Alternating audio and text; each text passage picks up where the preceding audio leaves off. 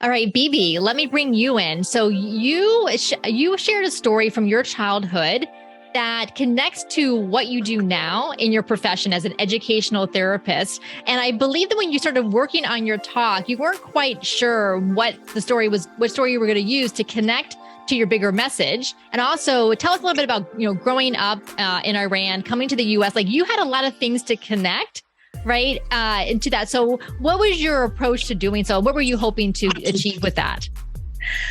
I mean, to be honest, for me, especially because we'd worked together before and I had, done different talks that were kind of academic, and I come from that academic background. And I was surrounded by all these amazing women who, even though it's difficult, were much more comfortable being vulnerable than I think I was. For me, the opportunity to do this 10-minute talk was actually really about finding what my emotional message was, because I felt like, okay, I know how to do a talk. I know it's, the academic part, the informational part, but even for myself personally, I mean, it was almost like therapy. Like it was a question for myself.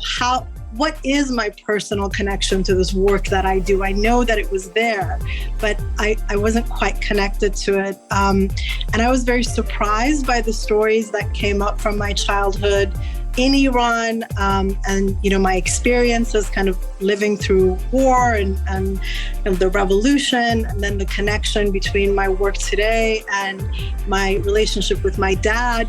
None of those were things that I really expected to connect, and somehow like having this very short talk forced me to have to get to the heart of the matter, and kind of get to the emotional piece, and not just kind of like all the knowledge that you can give in an informational talk. So I think that's what really it was about for me.